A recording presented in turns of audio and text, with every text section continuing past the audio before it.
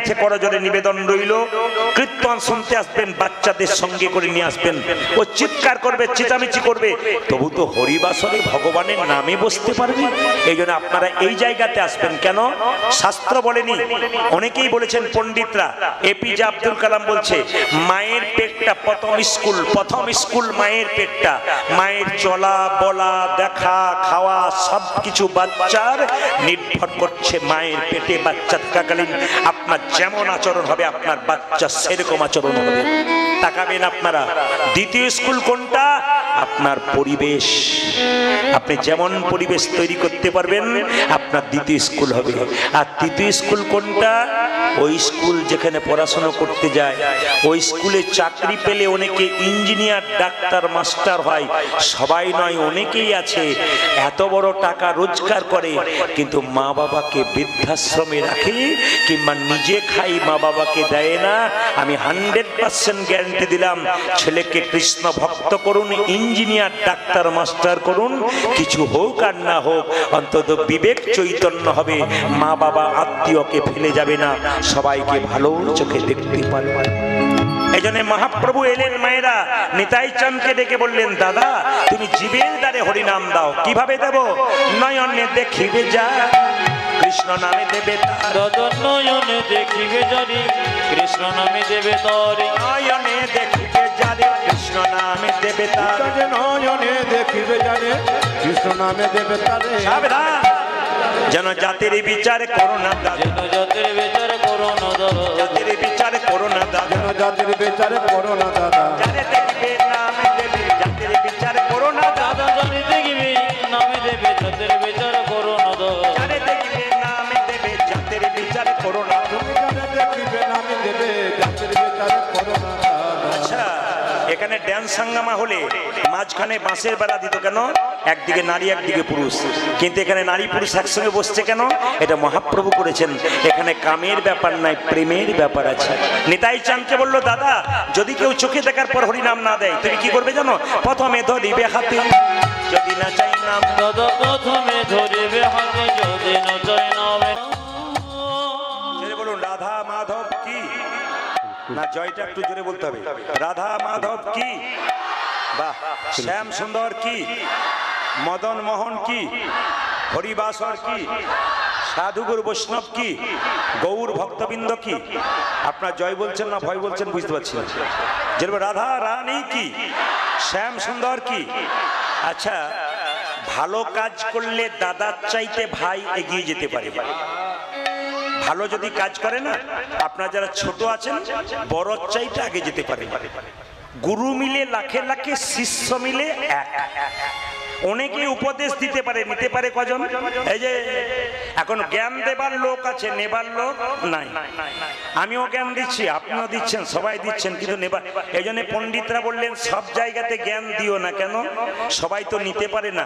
মায়েরা, ছোটরা ভালো কাজ করলে বড়, ছোট বড় জায়গায় যায়। প্রমাণ দেখুন, ত্রেতা যুগে রামচন্দ্র, তার একজন প্রিয় ভাই ছিল, কি নাম জোরে বলুন, একটু জোরে বলুন।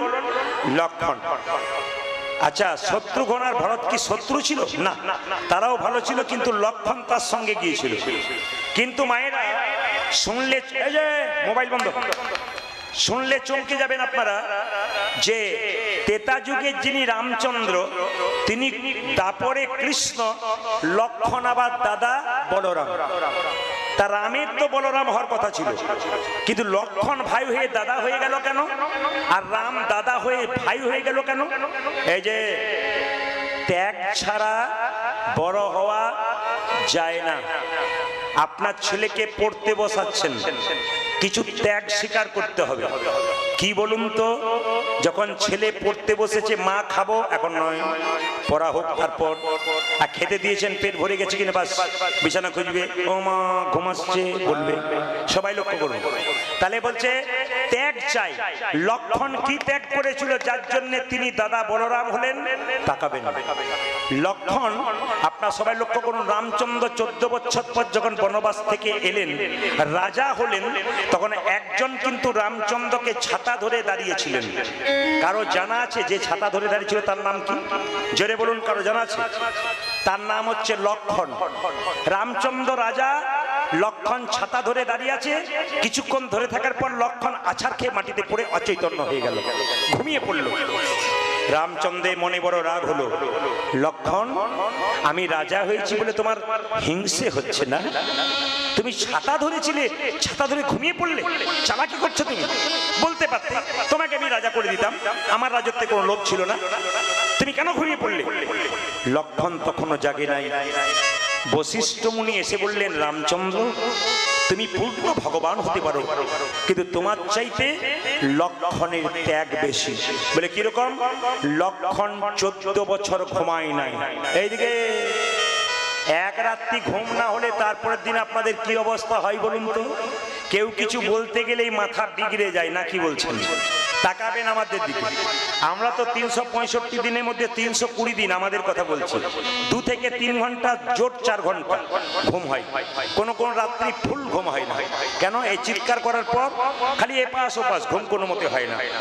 সবাই লক্ষ্য করুন তো। রামচন্দ্র বলল, লক্ষণ তুমি 14 বছর ঘুমাওনি? বলছে না। বলে প্রমাণ? বলে প্রমাণ আছে।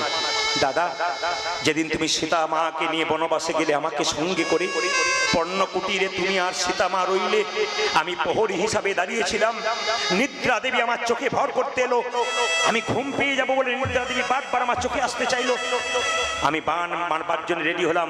নিদ্রা, তুমি যদি আমার চোখে আসবে আমি তোমাকে হত্যা করবো। নিদ্রা দেবী বলল, লক্ষণ তুমি আমায় মেরো না, আমি যদি মরে যাই পৃথিবীর মানুষ পাগল হয়ে যাবে, না ঘুমালে তো পাগল হয়ে যায়, ওরা তো পাগল হয়ে যাবে।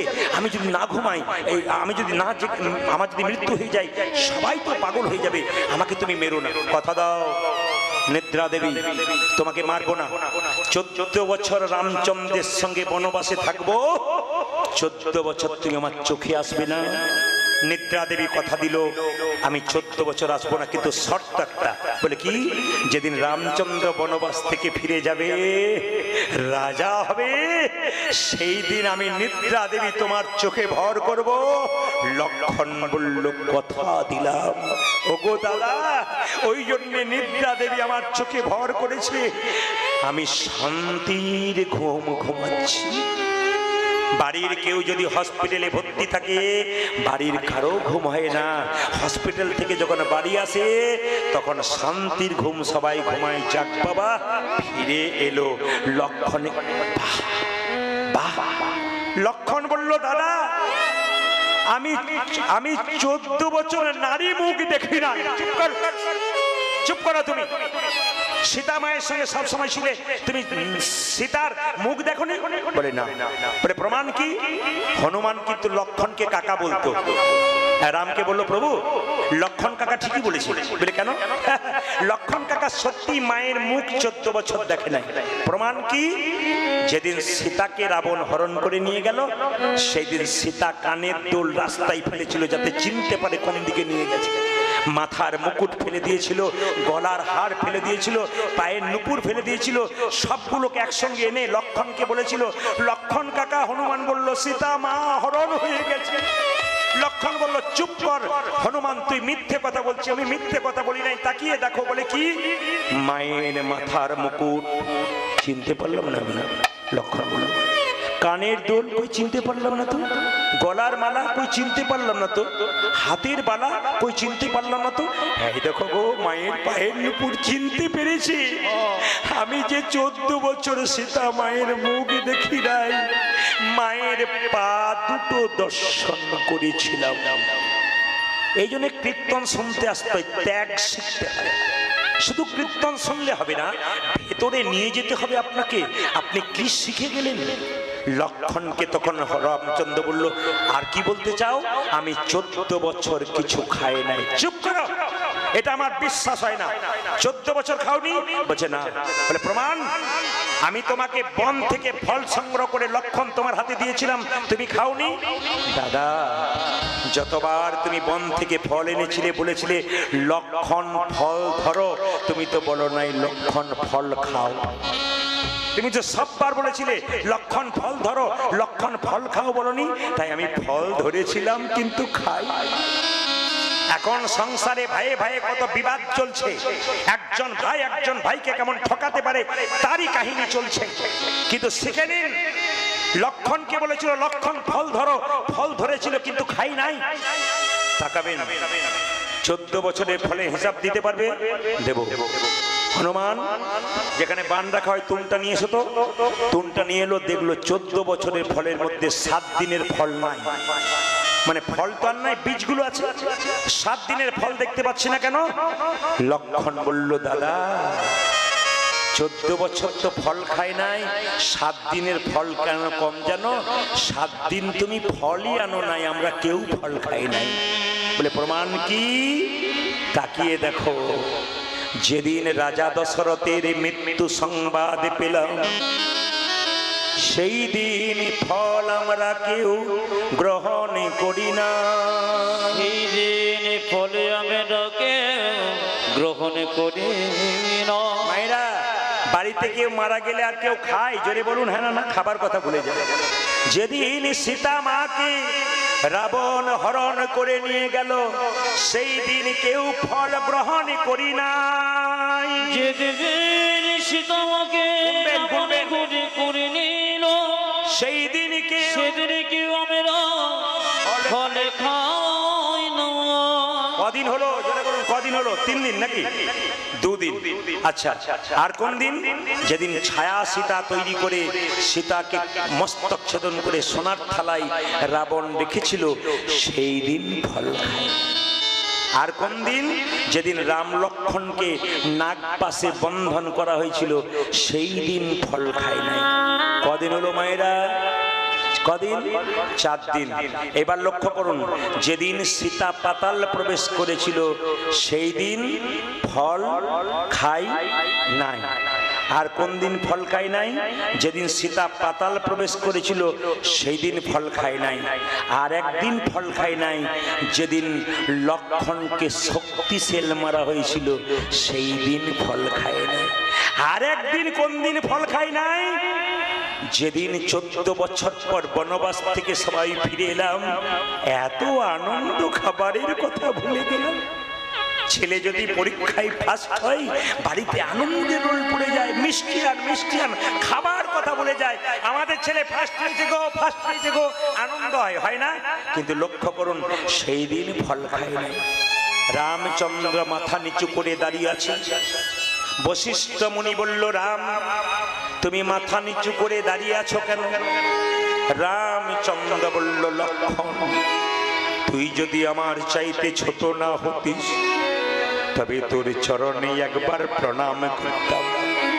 তবে লক্ষণ রে, এ যুগে আমি তোরে দাদারা আমি হলাম, এই যুগে আমি তোরে দাদারা আমি হলাম, কিন্তু দাপরে আমি হব তোর ভাই, আমি হব তোর ভাই, তুই হবি আমার দাদা বলরাম, তুই হবি আমারই দাদা বলরাম। কলি যুগে আমি হব তোমার ভাই গৌর হরি, তুমি হবে আমার দাদা নিতাই তুমি চাঁদ। হবি আমারই দাদা নিতাই চাঁদ। শুনছেন তো? মন দিয়ে শুনছেন তো? ভগবান বললেন কিছু দিতে পারো না পারো, মন মনা মদ ভক্ত, তুমি তোমার মনটা ভগবানের চরণে দাও। কিছু দিতে না পারো, তোমার মনটা ভগবানের চরণে দাও। মায়েরা 4টে আপেল 4টে কলা মন্দিরে নিয়ে যান, ভগবান খায়? জোরে বলুন হ্যাঁ না? খায়? তাহলে কাল থেকে আর নিয়ে যাবেন না? তবু নিয়ে যাবেন কেন? ভগবান খায় না, নিয়ে যাবেন। ভগবান দেখে, কি দেখে? প্রেমের ভাবে নিয়ে এলে না অহংকারের ভাবে নিয়ে এলে। তোমার অহংকারটাকে ফেলে দেয় আর প্রেমটুকু গ্রহণ করে। কেন? 4টে ফলই থেকে যায়। কেন? প্রেমের ভাবটাকে গ্রহণ করে, অহংকারটাকে দূরে সরে দেয়। তাই মহাপ্রভু আজকে নবদ্বীপের পথ দিয়ে হরিনাম দিচ্ছেন প্রত্যেকটা জীবকে। অধম পতিত জীবের দাঁড়ি দাঁড়িয়ে গিয়া, অধম পতিত জীবের দাঁড়ি দাঁড়িয়ে, অধম পতিত জীবের দাঁড়ি দাঁড়িয়ে, অধম পতিত জীবি দাঁড়ে দাঁড়ে গিয়া মহামন্ত্র হরিনাম দিচ্ছেন বিরাজিয়া, হায় হায় মহামন্ত্র হরিনামে দিচ্ছেন বেরাজিয়া, মহামন্ত্র হরিনাম দিচ্ছেন বিরাজিয়া। উজাজি মহামন্ত্র হরি নামে দিচ্ছেন মিলাইয়া। যারে দেখে তারে বলে দন্তে তৃণধরি, যারে দেখি তারি বলি দন্তে তৃণধরি, যারে দেখে তারে বলে দন্তে তৃণধরি, যারে দেখে তারে বলে দন্ত তৃণ ধরি,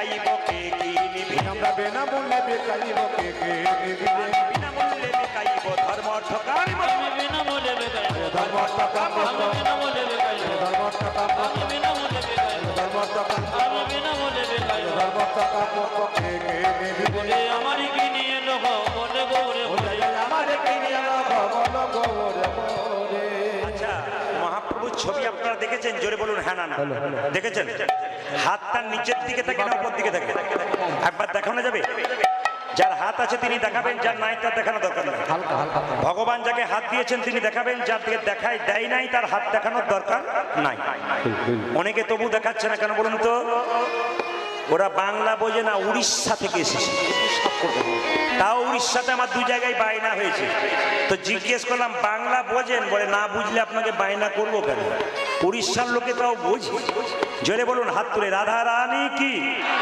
নিতাই চাঁদ কি তবে হাত যারা তুলবে না আমার মেডিসিন আছে তুলিয়ে আমি ছাড়বো নইলে এখান থেকে ছাড়বো দুটোর মধ্যে কিছু একটা করবো হয় তুলাবো না হয় নিতাই বলবো হাত তুলো নিতাই চাঁদ কি শ্যাম সুন্দর কি মদন মোহন কি আচ্ছা হাত নামান মহাপ্রভু হাতটা তুলে আছে একজন ভক্ত জিজ্ঞেস করছে ঠাকুর তুমি যে হাতটা তুলে আছো তোমার হাতে ব্যথা হয় না বলে ব্যথা আবার হয় না বলে তাহলে নামাও বলছে কি করে নামাবো তোরা তুলছিস না তাই নামাচ্ছি না মহাপ্রভুকে বললো একজন ভক্ত প্রভু এই দেখো আমি তুলে দিলাম এইবার নামাও বলে তুই তো তুললি তোদের পেছনে যারা আছে তারা তুল আপনাদের বলি পেছনে যারা মানে যে তোলে নাই তাকে বলছে পেছনে যারা আছে তারা তুলবে না এই জন্য আমি তুলে আছি বলে তার মানে বুঝলাম না আগের জন্মে যারা আছে এসেছিল তারা তুলেছে এখন যারা এসছে তারা তুলবে পরের জন্মে যারা আসবে তারা তুলবে না তাই আমি জন্ম জন্মান্তরে হাত তুলেই আছি মায়েরা হাত আমরা তুলি কখন টোটোকে দেখি ও টোটো দাদা ওই তাতে হরিনাম হচ্ছে যাবে ও টোটো দাদা ডাকি না হাত তুলি আর কখন হাত তুলি পুকুরের জলে কেউ যদি ডুবে যায় উঠতে পারে না তখন হাতটা তুলে বাঁচা বলতে পারে না তো এই যে করে কেন যদি কেউ দেখতে পারে হাত তুলি আর হাত তুলি কখন যখন হাতের মধ্যে কোনো বোঝা নেই বলুন তো মায়েরা মহাপ্রভু কি টোটো ধরতে গিয়েছিল তখন তো ছিল না আচ্ছা মহাপ্রভু কি জলে ডুবে গিয়েছিল জোরে বলুন আচ্ছা মহাপ্রভু হাতে কি কোনো বোঝা ছিল আপনারা না বলছেন 2-4 জন কি করছে দেখুন কোনো বোঝা ছিল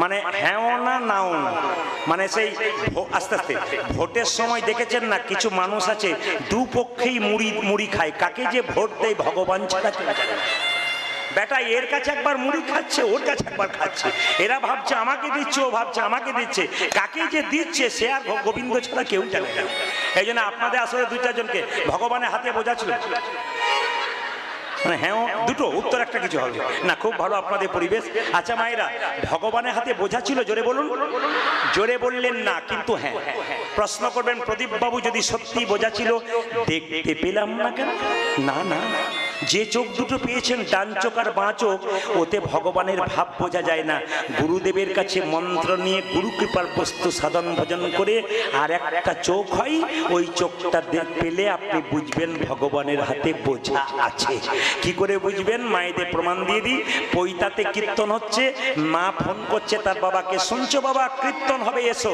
বাবা তো মেয়ের বাড়ি এলো মেয়ে যা যা খেতে ভালোবাসে তাই নিয়ে এলো কিন্তু মেয়ের জন্য বাবা আর একটা জিনিস নিয়ে এলো যেটা কেউ দেখতে পায় না মেয়ে অনুভব করে আর বাবা অনুভব করে কি বলুন তো প্রেম আর ভালোবাসা মহাপ্রভু হাতটা তুলেছেন কেন বোঝা নিয়েছেন কেউ দেখতে পাচ্ছি না প্রেমের বোঝা নিতাই চাঁদকে নিয়ে জগতের জীবের দ্বারে দ্বারে বলছে তোমরা লও রে কি শরীর প্রেম নিতাই ডাকে আই তোমরা তো দেখি শরীর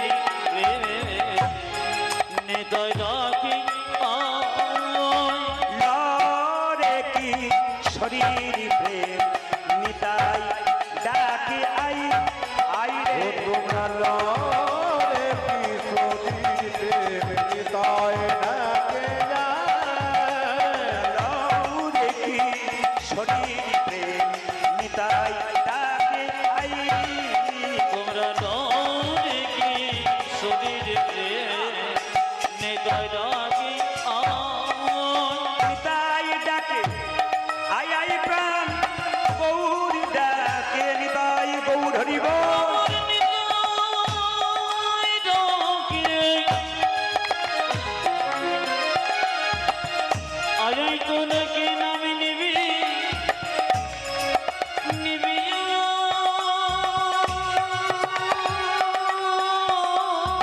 হরি বল হরি বল।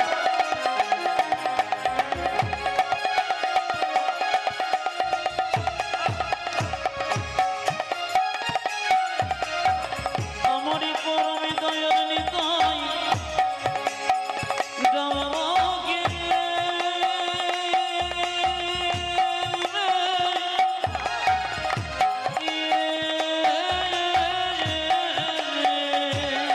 আমার নিতাই রাখে আজাইল কৌরি ডাকি যায় তোমরা লও রে কি শরীর প্রেম নিতাই ডাকে আই।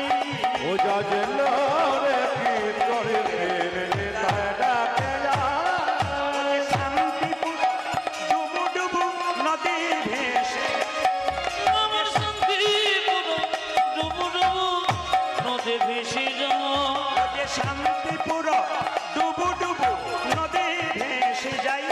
উজ্জাদ শান্তি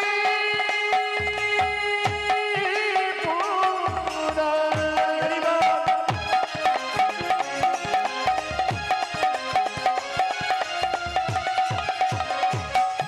আমার শান্তিপুর ডুবু ডুবু নদে ভেসে যায়।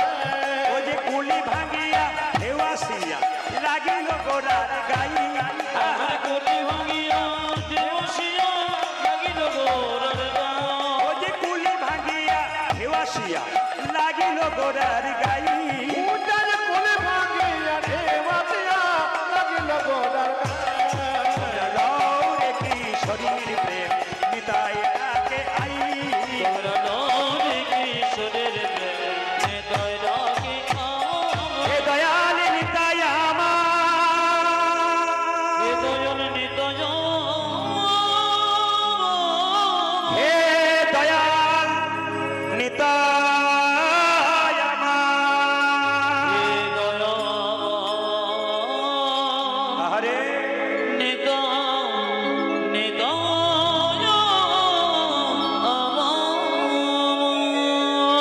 তাকাবেন যে যেখানে বসে আছেন